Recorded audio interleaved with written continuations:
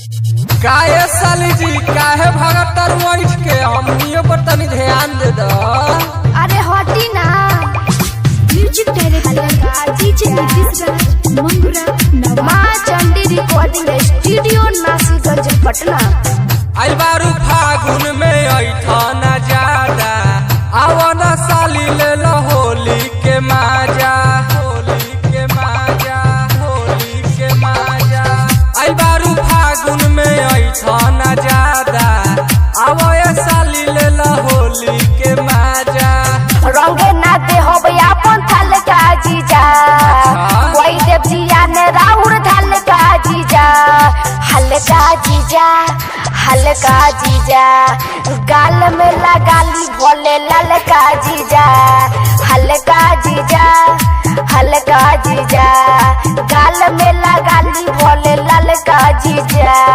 DJ Nitish राज DJ Nitish राज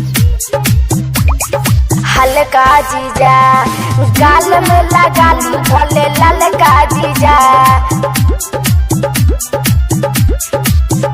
रंग डालो ना ओढ़नी हटा के जीजा धन दूसरा के बाटे बचा के जीजा।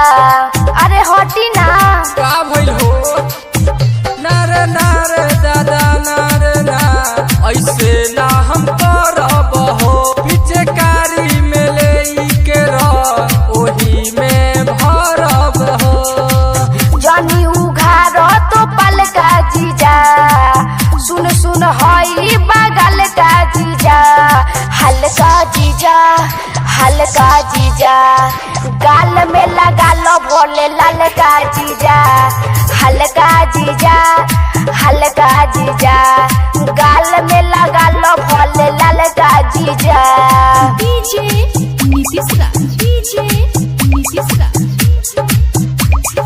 हल्का जीजा गाल में लगा ली भोले ललका जीजा।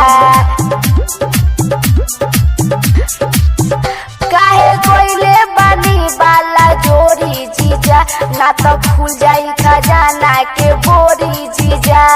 अरे छोरी ना। आज छोरम ना रंगम साले सभे ऊंचे खालान हो असे कब से लगवले बारे यादो निरालान हो।